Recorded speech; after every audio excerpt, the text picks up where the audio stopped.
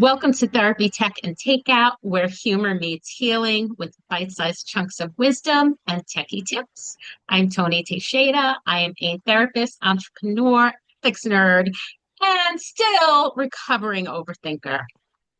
Hi, and I'm Jackie Toll, a tech entrepreneur, unapologetic spreadsheet nerd, and travel expert this past weekend. Hey, so how are you doing, Toni? What you vibing on this week? Oh my goodness. I found this person on I guess she's on TikTok and like all these things. And I just love her. She is like the I don't care club. And her whole thing is, I think you can appreciate this for like perimenopause and menopause women. And she does announcements. It's like, we don't care about, the 19 people behind us on the drive-through line. We're still going to check every bag and make sure we have our ketchup, barbecue sauce, and straws. I love that. And we don't care that we went grocery shopping today and we're still going to order takeout tonight instead of cooking. We just don't care. Crosses it off the list. And it's hilarious because I thought about us, because especially with the last one about the Right? takeout, like, yeah, I totally, totally relate to this woman, and I laugh my butt off and have a really good time about that.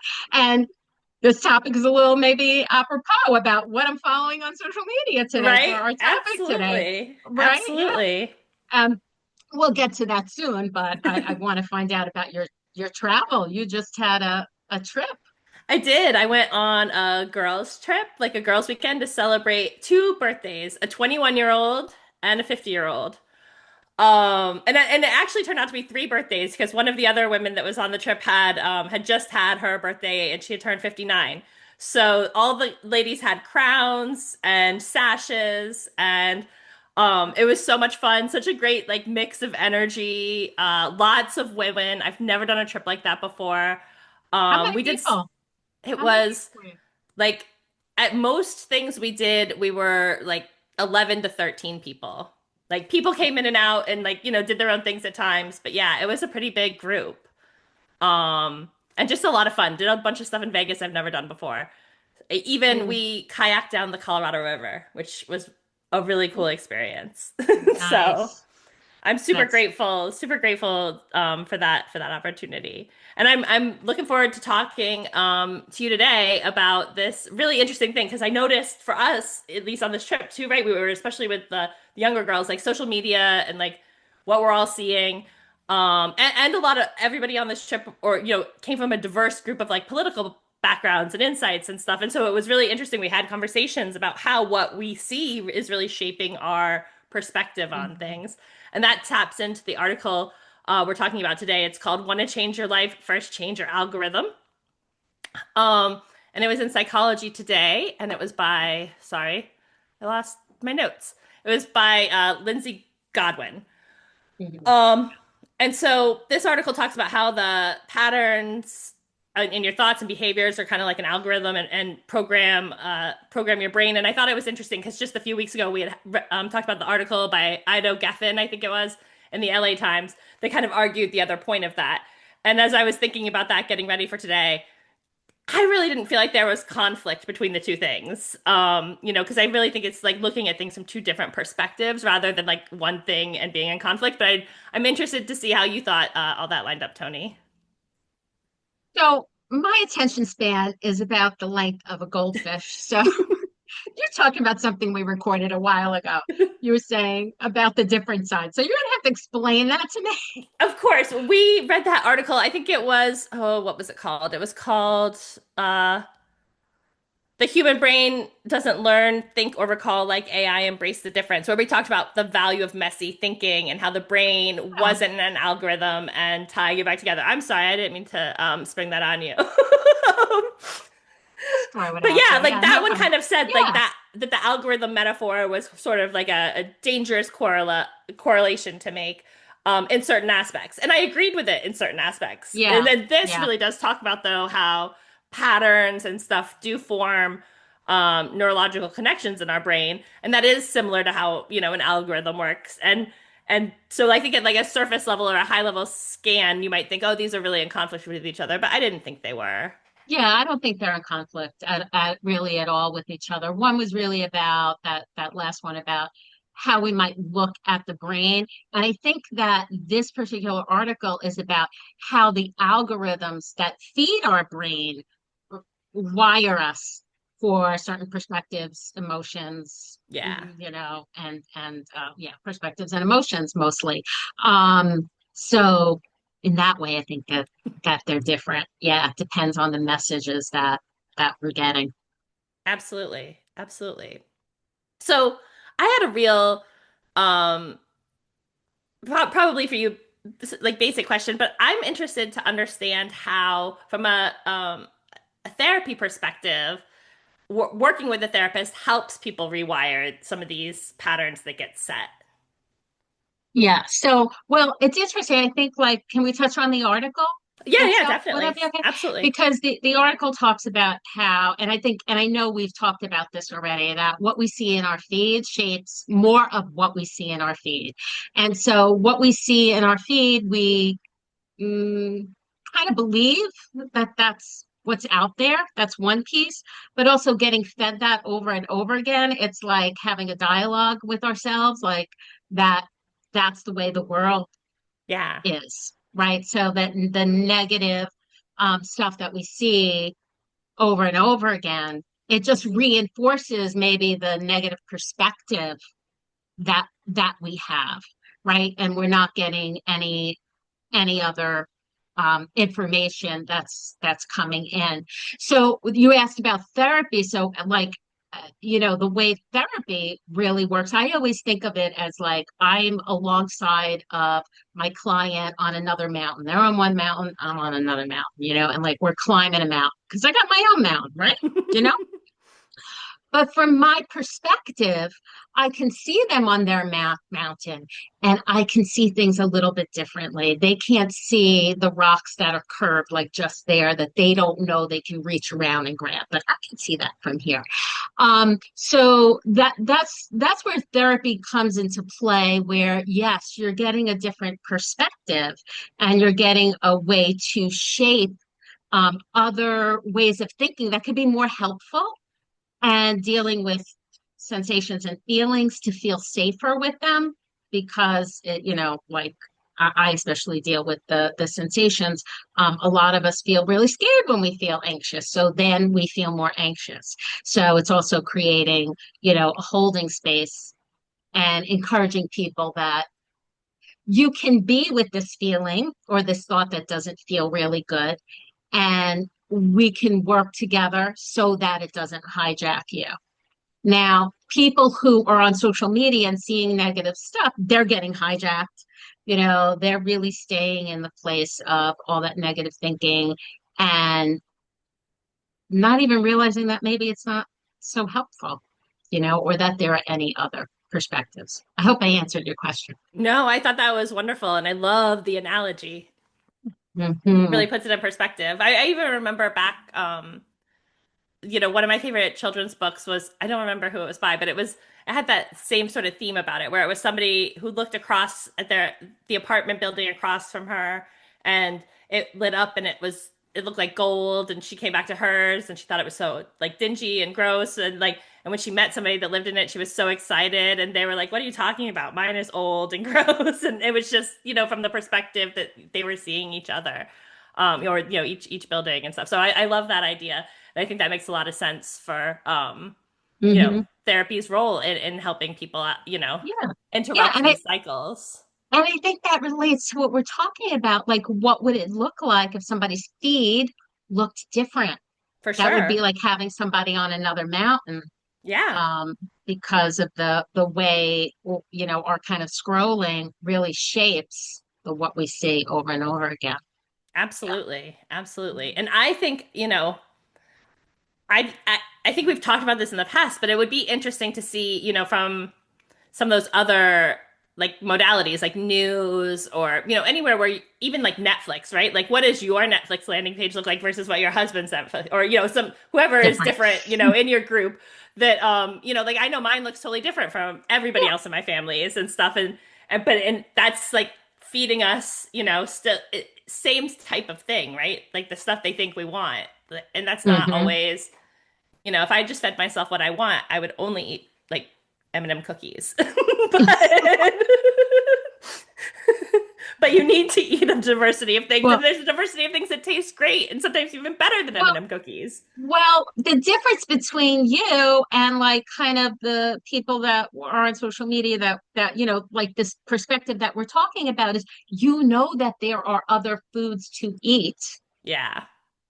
Some people who are on social media and they're getting their feed in a certain way may not know there are other things to eat, other Yeah. things to see. So it's And it like gets you so bring up a narrow really too, good, because it could yeah, be in just this one little sliver, right? Like it may only yeah, be, on this piece, but the thing you see is so focused and directed, and you think, well, there couldn't be yeah, any other thing. yeah. Like, I think everybody's vulnerable to it, right? Right. And it brings up the question, like I think you were asking about like, are we kind of hard coded or like how does therapy help? How does it kind of intervene? Are we like kind of locked into these thoughts or like being in this way? And that really speaks to neuroplasticity, which is like our brains are available to make new neural connections. And back in the day, I don't know if you remember, we grew up learning that brain cells, when they died, they never regenerated. And then, Oh, like, interesting. yeah, were you raised in that kind of era? Like, I I don't remember remember that being, I mean, play, maybe I was, but I don't remember that. And I feel like that would have been something I would have been terrified of. playing Trivial Pursuit. It's Trivial Pursuit question. I still have my old game of Trivial Pursuit around here somewhere. What's the only cells in the body that don't regenerate? And the answer was brain cells, but that's not true. I We remember learning know, that about nerves for sure. yeah, And I think they're yeah. proving that wrong too, right? Yeah. So brain cells do regenerate and we do have neuroplasticity where new neural connections can happen.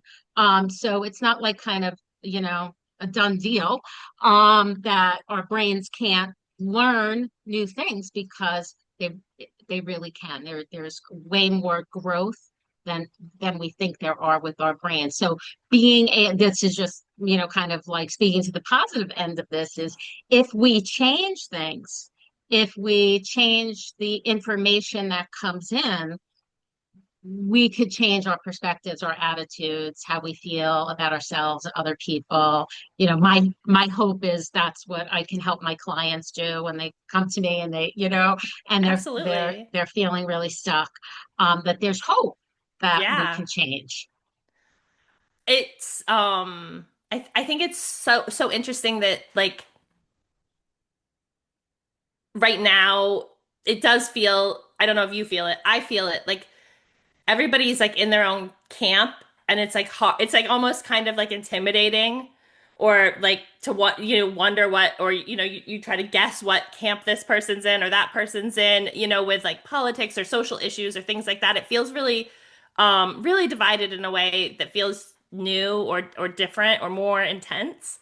Hmm. And I think that, you know, some of this stuff, like figuring out how to interrupt this cycle of the programming that we're all in, Hmm. it's everyone is Yeah. experiencing this, and I think thinking you're above it is like, knowing that you have a problem is the first step, right? And like this is a problem. Yeah. It's not necessarily a problem we intended to cause or Yeah. anything like that, but it's one that we're living in, and it's one that our kids and our family members are living in. And so, do you have any suggestions on how um to bring this up with people? Like if Mm, you're concerned about like one of yeah. your kids or a family member, is there a way you can bring it up that you've seen, or is it best just to, you know, It's a good mention I read question. an interesting I article? I mean, I think it all kind of starts out of noticing what people's beliefs are, and that when you're having conversations with people and they're really entrenched in those beliefs. So it's really hard. It might be hard to notice the social media piece of it because it's like, well, why is this person entrenched in these beliefs? It could be just Yeah. yeah, other factors that are involved? Is it because they're, they have this steady diet of social media? What I would be more concerned about is maybe if there was a family member um who or friends um who was isolated, who didn't have a lot of experience with other people, because I think that that's more of a recipe for potential harm for that person. If and I think we're seeing this with some young people who are turning Yeah. to we're going to go back to Chat GPT, sorry, but like young people who were really having conversations and relationships with Chat GPT rather than real world people. So while you're being fed a diet of social media that might be negative or showing you kind of like images that really keep you entrenched in the negative perspective. Um, if you have other influences and have other people, that can ameliorate, the Yeah. effects of that, because That then makes a lot you're of sense. then you're open to other experiences. But one of the things I love, just a side note about this article, was she talked about like if you consciously want to make change, you can change your feed Yep. by actually looking at things and it's not even just like and subscribe, like it's the length of time that you watch a video, like Yeah. the powers that be know that you watch this video for 30 seconds and this one for 2 seconds, and I'll feed you more of that. But what you're doing, and to unfollow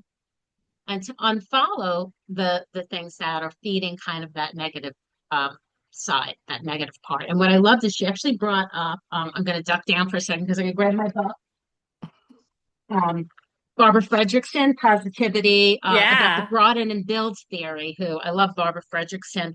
I'm really talking about um, how the positivity is that we kind of have to, when we broaden that, we become more creative, more connected.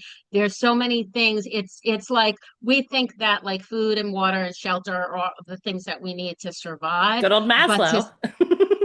but to survive as a society, we need positivity. We need that as the base, the broaden and build part, so that we can build on that. And she actually talks about, let me see if I have it, 10 kind of the 10 aspects or the 10 things that go into it. And I thought, wow, if people are looking for like what kinds of things should I subscribe to that are going to make me feel better, that are going to give me more positivity, that are going to like bring me to that perspective, I went, aha, I know. The 10 forms of positivity that Barbara Fredrickson talks Yeah. about. So I had jotted them down. So it's joy, gratitude, serenity, interest, hope, pride, amusement, inspiration, awe, and love. Those are like kind of the 10 feels of positivity. So, and Interesting. that could translate to, if you're looking for brands to follow, ones that feel in line with that, and that could be personally whatever like awe or love or inspiration is for you. Yeah. Um, you can really look for those things and create your own, that then your algorithm is like, positivity on steroids just for you. Yeah. And I think it's interesting too, like some of the other aspects that they talked about, like for productivity, they've shown that, looking at pictures of cute goats or like other strange things like actually help boost your productivity. And so it's like, you can layer these things in, start with that good base of positivity, and then, layer in other things too, perhaps to get you more customized like feeds for your mood kind of thing. Like, what are you needing? Instead of going to it because you're Yes. bored, go to it because you need, or you're looking for something, or you're trying, just like we have those mixes on our, on our thing to go work out or whatever and get pumped up, have some of those in your toolkit for times when you're feeling sad or angry or whatever. Yeah, they're turning. So a customize. lot of people, yeah, because a lot of people turn to social media because they're bored and they're looking for something to do, and they're hoping it's going to give them a lift up, and then it ends up being doom scrolling, and then they feel worse and worse and worse, and feeding the algorithm, and so they're Yeah. going to get more than that. And I love this idea, Jackie, of thinking about like what can I do that's going to feed me and make me feel good? So I'll give you my like personal little thing that I have in my tool bag. It's a little secret about me, telling the I world love it. now. When I feel really bad, like I'm feeling like really yucky inside and I want to change my mood, I go and search dog shaming videos, dog shaming pictures. What is a dog shaving picture? What is a dog shaming picture? So it's or cat shaming or dog shaming. I have a calendar sitting over there. It's like, they show the dog who's Oh, just where they're like peed on looking the really couch guilty. and they look guilty, but they hold a little sign up. Their owner has written like a little sign. Oh, that's I hilarious. just peed on my owner's pillow and she just slept on it or something like that. Look, you're laughing hysterically. It's It is hysterical. great. Oh, I It love makes that. me it makes me laugh. It's like a guaranteed bright spot in my day, and it's guaranteed to make me laugh. When we talk about shifting moods to feel better, and I work with people all the time, and we talk about that, and it's really hard. Like when you're locked and loaded, your body's saying, no, this is where I am. I'm entrenched. If I get a little bit of my you know, thinking part of my brain online, my prefrontal cortex online, and I have space to Google, dog shaming videos, I'm guaranteed that mood is gone. I'm laughing my butt off and I'm a happy camper.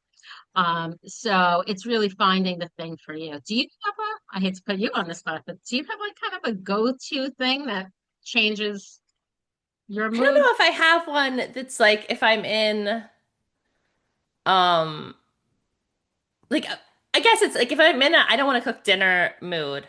Like I like to put on music I can dance to in the kitchen. Or sing along to either one of those. Like whatever I can think of, it's usually a different song, or whatever. But I have that for when I'm just like, oh, I don't want to do this. And I love to, I want to enjoy cooking. Like, and I do usually. So like, I try to use that to get myself in the mood for that.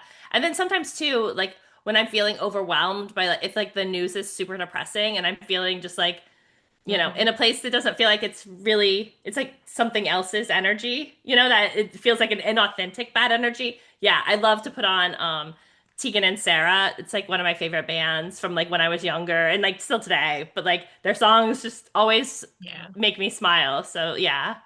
I think Uh, it's good to have like the thing too, like you said, because it's just getting that micro bit of energy. And if you have to think about it too much, you can go right back mhm. into that cycle. So it's like, oh, I know I need to do this. Yeah, to just have that one thing that you can like really grab to help you change your mood. It's so important. And hard to do. It's hard to figure out Absolutely. because we don't, especially, we've been talking about social media and it's such a part of people's lives. There's no crack of light in there if you're, Yeah. really kind of even if even for some people they may be seeing things that are really positive and that could still make them feel really badly about themselves like, oh, here's these people who are millionaires and I don't have any money, or here are these people who have seemingly happy families and I don't. The comparison Yeah. piece, so that's something to think about too as you're thinking about creating, how can I create a better feed for myself, what do I want the algorithm, how can I use the algorithm? How can I hack the algorithm to make me feel better Right. instead of making me feel worse? Like that's my takeaway today. Um, and I think that there's got to be a lot of thought that goes into that because that's going to be unique and different for everyone. For some people, it might be seeing people who are cooking and being with their families that might make them feel better, and for other people, it might make them feel For worse. So sure. I think it's a really personal kind of a personal thing. I Yeah. love that though. I love the Mhm. idea of like outsmarting the algorithm. Like it's kind of a fun challenge, right? Like because the Mhm. algorithm is really invested on keeping your eyeballs where it wants them to Yeah. go and feeding you into a loop that Yeah. keeps you there. And so can you hack that and override it? Yeah. Yeah. I have to tell you personally, I'll share with you, I really think I have because That's I hear awesome. people talking about stuff on social media and I'm like, what? I see rescue dogs and rescue cats and I see those funny like bird and puppy videos and like I think they even mentioned goat yoga in the article. I'm like, Oh yeah, yeah, yeah. that's what I see. Those kind of the things that I see in my feed because I think unwittingly I just tend to watch those things longer. So I feel like really, really lucky that I spend time hanging around with things that actually do feel good for me on social media. Um, so I think it's been a little bit of luck and in that scenario. But this has made me even more aware. So I think I'll continue to do that. I would say about 10 years ago, um, I was very interested in a lot of like kind of workout videos, even though I like workout and stuff. I just really started following a lot of people and got some really disturbing images, body shaming kind of stuff. And I think that that made me really hyper aware of like this kind of stuff. And that really was a big eye opener for me about what to watch and what not to watch on social media. It's so interesting you say that because I had like I was in especially during the pandemic really into yoga on YouTube and stuff and like sometimes that took like a really strange turn and that was the first time I really became aware of like I'm just going on for some banal like meditation video or like whatever, and like 3 videos later it's like wild health claims or something that just Yeah. Yeah. really outside of anything I would expect to see. Well, for me, it was like there were all of a sudden images of people with clearly eating disorders Yeah. and people who were like really kind of pro, Oh yet yeah, like, I've heard a lot about that. Yeah. and I was like, where is this going? What is happening? This is not appropriate. This is not It's something really that's scary. good. Yeah. Yeah. So, S- yeah. Hmm. Especially when you think about, the young kids seeing that kind of stuff. Ugh, so Hmm. scary. Yeah, it is. So, I was wondering from you as we're wrapping up our time today, if there's any competing technology or anything competing out there that's kind of like, to be aware of. Like we're talking about social media, but is there anything else like that you can think of that might also be having an impact on the information we're getting and our mood? Any technology or, you know, Yeah. I mean, I yeah. think it really is almost any media that you're interacting with where you're not anonymized, right? You're not watching like Mm, antenna media like from your yeah. TV. Hmm. Like if like it's collecting information about you and it's using that for a whole bunch of things. We all are kind of aware You that they're mentioned using Netflix. Like yeah, you mentioned, Netflix. yeah, that's Yeah. a perfect example. And Right. Amazon, right? Like what does Amazon know about you? Like if you watch Prime TV and if you do, like I mean there's a whole lot of other places out there that are trying to curate what is coming, going in front of your eyeballs for a whole Hmm. multitude of different reasons, but at the end, it's all capitalism. But It's all about or money. not all capitalism, some of it's political too, right? But like it's all kind of the stuff that underpins like really big forces in our world. And so I think that part of it is being able, like people, it's tacky to say, but like go touch grass and stuff, like getting away from it, taking that break, being in Yeah, community with people, is so important because it isn't just your social media diet. It's like all of it, I think. all of it. Yeah, I love that. So thank you for joining us today. That wraps it up for me and Jackie. But we're interested in what other people do to shift their mood and to make those changes. And we'd love to hear it. So please feel free to leave us a message in the comments and tell us what you do to improve your mood. Thanks, Jackie. Thanks, Tony.